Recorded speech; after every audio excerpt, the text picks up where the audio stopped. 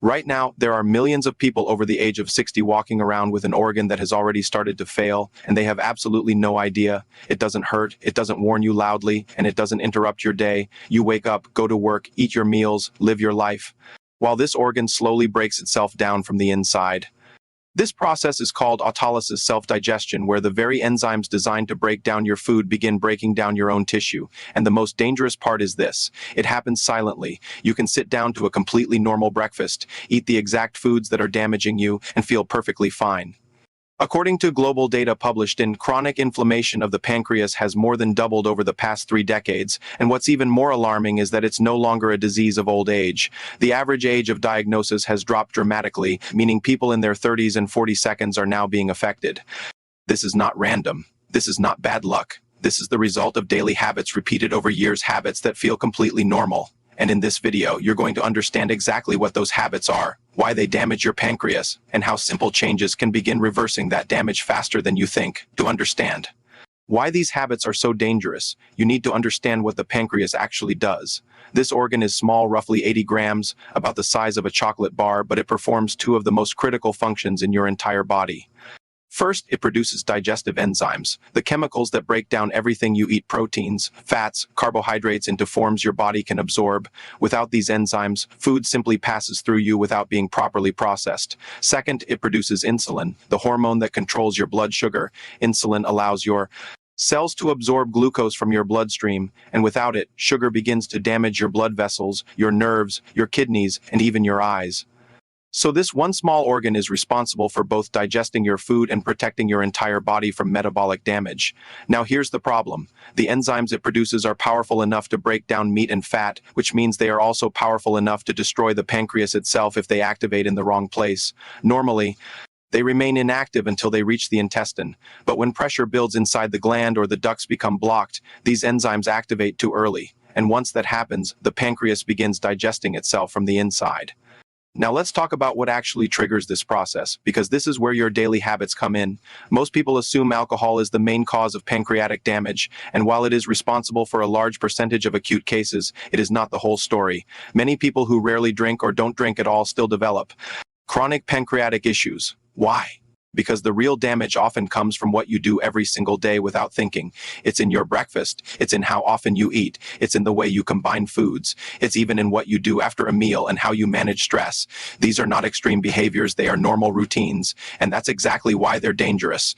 Because they don't feel like a problem, they feel like life. But over time, these small habits create pressure inside the pancreas, disrupt the flow of enzymes, and trigger the very mechanism that leads to self-digestion. And once that process begins, it doesn't stop on its own. It builds slowly, quietly, until symptoms finally appear. The long-term consequences of this are not minor. Chronic inflammation of the pancreas doesn't just cause discomfort, it changes the structure of the organ itself. Over time, healthy tissue is replaced with scar tissue, a process known as fibrosis. This reduces the pancreas's ability to produce enzymes and insulin, and when that happens, digestion becomes inefficient and blood sugar control begins to fail.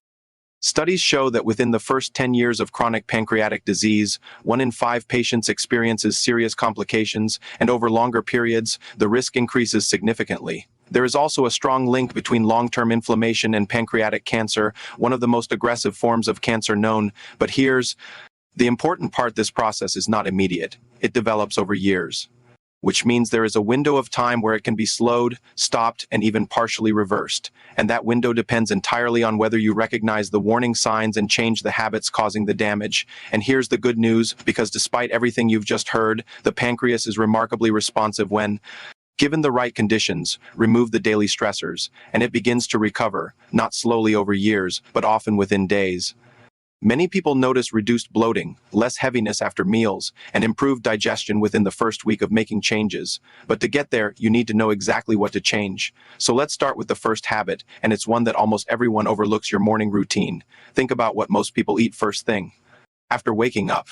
Sweet tea with white bread, sugary porridge, or a glass of packaged fruit juice. It seems harmless, even healthy in some cases. But after 7 to 8 hours of fasting, your body is in a sensitive state. Your blood sugar is low, your pancreas is at rest, and then suddenly you introduce a large amount of fast-absorbing carbohydrates. This causes a rapid spike in blood sugar. forcing the pancreas to release a large surge of insulin instantly, while also producing digestive enzymes at the same time. That's a double load on an organ that just woke up. And when this happens every single morning, year after year, it slowly begins to break the system down. Let's go deeper into this first habit, because the real damage isn't just the sugar spike, it's the double load you place on your pancreas every single morning. When you consume fast carbohydrates like white bread, sweet tea, or packaged juice on an empty stomach, your blood sugar rises almost instantly. Your pancreas responds with a rapid surge of insulin to control that spike. But at the exact same time, food entering your stomach triggers the release of digestive enzymes. That means one small organ is suddenly handling two high-demand tasks simultaneously: blood sugar regulation and digestion right after a full night of rest. Imagine waking someone up every morning by throwing ice-cold water on them and immediately asking them to run. That's what you're doing to your pancreas. And when this happens daily, year after year, the system begins to break down. Packaged fruit juice makes this even worse. It may say no added sugar, but it contains high levels of natural sugars, especially fructose, which bypasses the bloodstream and goes directly to the liver. This overloads the liver and triggers the release of fatty acids that damage the pancreas further. So what feels like a healthy morning choice is actually a double glucose, hitting the pancreas, and fructose hitting the liver at the same time. So what should you do instead? The solution is not complicated, but it requires discipline.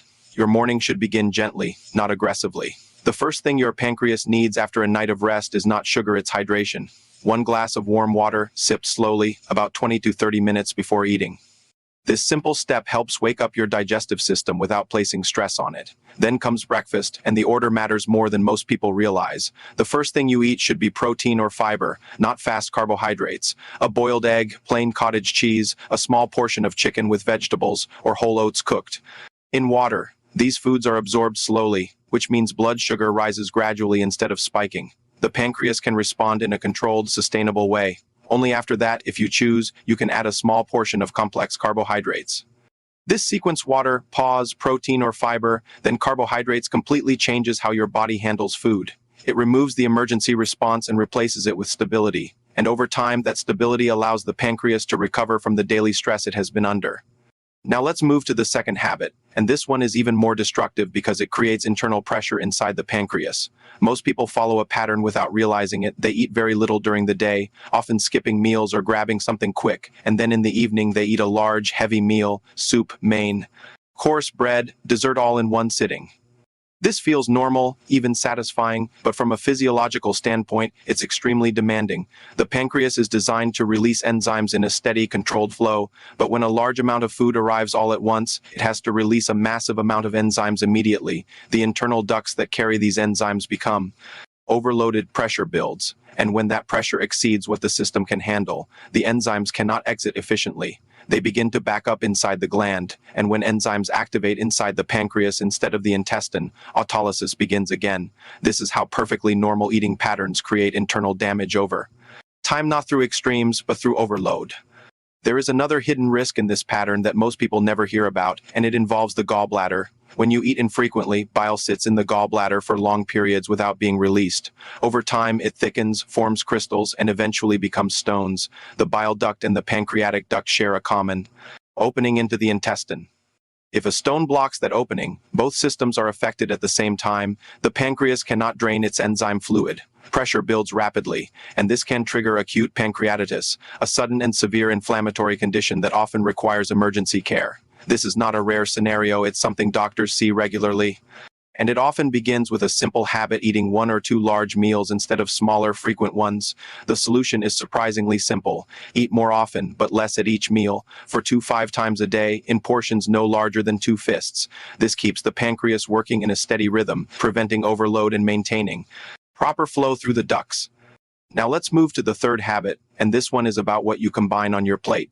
Specifically, the combination of fat and sugar in the same meal. Think about typical foods: cakes, pastries, fried desserts, sweetened dairy products. These foods combine high fat and high sugar in a single bite, and this combination is particularly damaging because it forces the pancreas to perform 2 demanding tasks at once. When you eat fat, the pancreas produces lipase to break it down. Fat digestion is one of the most energy-intensive processes in the body. At the same time, sugar requires insulin to regulate blood glucose. So when fat and sugar arrive together, the pancreas is pushed to its limits. Over time, this repeated strain leads to a condition called steatosis, where fat begins to accumulate inside the pancreas itself. Functional tissue is gradually replaced with fat cells, reducing the organ's ability to produce enzymes and insulin. This is why many people develop blood sugar problems later in life without a clear cause. It's not sudden, it's the result of years of dietary patterns that slowly replaced working tissue with fat, and the simplest rule to prevent this is clear: avoid combining fatty and sweet foods in the same meal. Now let's move to the fourth habit, and this one surprises almost everyone because it has nothing to do with what you eat, it's what you do immediately after eating. Most people finish a meal and instinctively lie down, even if just for a few minutes. It feels natural, relaxing, even deserved, but from a physiological perspective, this is one of the most consistent ways to damage your pancreas over time. When you eat, the pancreas releases enzyme fluid into a narrow duct that carries it into the small intestine. This system relies partly on gravity to help that fluid move efficiently. When you are upright, the flow is supported. But when you lie down, gravity no longer assists and the flow slows down. The enzyme fluid begins to pool inside the duct, increasing pressure. If there is even mild inflammation or narrowing of the duct, which often occurs after eating, that pressure builds even further. And when enzymes cannot exit properly, they begin to activate inside the pancreas itself. This is the same self-digestion process, happening in smaller amounts but repeated every day. Over time, this repeated stress leads to chronic inflammation and tissue damage. There is another layer to this problem that makes it even more dangerous. When you lie down after eating, stomach acid can flow backward, a process known as reflux. This acid can reach the shared junction where the bile duct and pancreatic duct empty into the intestine. At that junction, acid exposure can trigger a sudden muscular spasm, effectively blocking both ducts at the same time. When this happens, enzyme fluid is trapped inside the pancreas, and pressure rises rapidly. This is not a theoretical risk, it's a mechanism that doctors observe in real patients, and the most concerning part is that it is triggered by something so simple and so common: just a few minutes on the couch after a meal. The solution, however, is just as simple. Stay upright for at least 20 minutes after eating. Ideally, move gently, walk around your home, wash dishes, or step outside for fresh air. This light activity improves enzyme drainage by up to 30 to 40% and also helps regulate blood sugar levels. Now we come to the fifth habit, and this one is the most underestimated because it doesn't involve food at all. It involves your nervous system, specifically your level of stress. Most people don't associate stress with digestive health, but the connection is direct and powerful. It runs through the vagus nerve, which connects your brain to your digestive organs, including the pancreas. When you are calm and relaxed, this system operates in what is known as the rest and digest state. Blood flow to the pancreas is strong, ducts remain relaxed, and enzyme flow is smooth. But when you are stressed, anxious, or constantly worried, your body shifts into fight or flight mode. Stress hormones like cortisol and adrenaline are released. Blood is redirected away from internal organs and toward muscles. The pancreatic ducts tighten, blood flow decreases, and enzyme fluid begins to stagnate. If you eat in this state, your pancreas is forced to work under conditions that are far from optimal. Over time, this chronic stress creates a cycle that is difficult to break. Reduced blood flow means less oxygen reaches pancreatic cells, leading to gradual cell damage. As cells are damaged, they are replaced with scar tissue, a process known as fibrosis. This reduces the organ's functional capacity. At the same time, stress hormones themselves can directly affect pancreatic tissue, increasing inflammation and altering how the organ responds to food. Research has shown that chronic stress can even reduce the production of protective factors that normally prevent enzyme activation inside the pancreas. This means that under stress, the organ becomes more vulnerable to its own enzymes. And because stress is often constant work, finances, family concerns, the pancreas is exposed to this environment daily. This is why stress management is not optional when it comes to pancreatic health, it is essential. So what can you do to counter this? One of the most effective tools is something simple and ancient: diaphragmatic breathing. This technique directly activates the vagus nerve and shifts your body from a stress state into a calm, restorative state. The method is straightforward. Sit comfortably, place one hand on your chest and one on your abdomen, and breathe in slowly through your nose for a count of 4, allowing your abdomen to rise. Hold briefly, then exhale slowly through your mouth for a count of 6, letting your abdomen fall. The longer exhale is key, it signals your nervous system to relax. Just 5 to 7 cycles before meals can significantly improve how your pancreas responds. It prepares the organ, improves blood flow, and reduces duct tension. This is not a relaxation technique, it is a physiological reset. Now let's look at how you can recognize early warning signs that your pancreas is under stress, because your body often gives subtle signals long before serious symptoms appear. One of these signs is the appearance of small red dots on the chest or abdomen. These may look like harmless skin marks, but in some cases they are related. 2 tiny vascular changes caused by pancreatic enzyme activity in the bloodstream. Another sign is darkening of the skin in areas like the neck, underarms, or groin. This can indicate insulin resistance, a condition where the pancreas is overworking to control blood sugar. A third sign is dry, flaky skin or cracks at the corners of the mouth, which may reflect poor absorption of fat-soluble vitamins due to reduced enzyme production. These signs are not definitive diagnoses, but they are signals that should not be ignored. If you notice these signs or experience symptoms like heaviness under the left rib, bloating after meals, or persistent digestive discomfort, it's important to take action. This means both adjusting your habits and getting proper medical evaluation. Specific tests can provide valuable insight into pancreatic function. Blood tests like serum amylase and lipase can indicate inflammation or damage.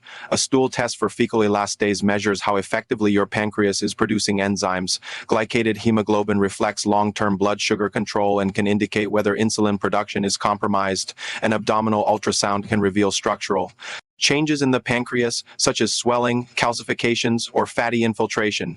These tests together provide a clear picture of what's happening inside your body. Alongside testing, recovery begins with simple, targeted changes to your diet and routine. The guiding principle is straightforward: warm, soft, and frequent meals. Warm foods reduce duct spasm, soft foods require less enzymatic effort, and frequent meals prevent overload. Foods like pumpkin, buckwheat, and oats are particularly beneficial because they are easy to digest and support anti-inflammatory processes. Avoid fried foods, highly processed items, and excessive sugar. Replace them with simple, whole foods prepared gently boiled, steamed, or baked. Even small changes in how you prepare food can significantly reduce the strain on your pancreas.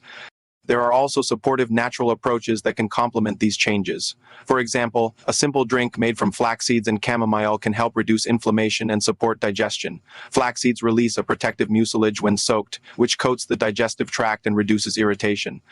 Chamomile has natural antispasmodic properties that help relax the ducts. Together, they create an environment that supports proper enzyme flow and reduces internal pressure. This is not a replacement for medical care, but it is a supportive tool that can enhance recovery when used consistently. So here's what it all comes down to. Your pancreas is not failing randomly. It is responding to the way you live every day. The habits you've just learned about: morning sugar spikes, large and frequent meals, combining fat and sugar, lying down after eating, and chronic stress are not extreme behaviors. They are normal routines, and that is exactly why they are so powerful, because they are repeated daily, often without awareness. But the same principle works in reverse. Small changes, applied consistently, can shift the entire trajectory of your health. You don't need to change everything at once. Start with one habit. Stay upright after meals. Replace morning sugar with water. Add breathing before eating. Each step reduces stress on your pancreas and allows it to function the way it was designed to. The body has an incredible ability to recover when given the right conditions. The question is not whether change is possible. The question is whether you will begin, because every day you continue the same habits, the process continues. But the moment you change, your body begins to respond, and that response can start within days.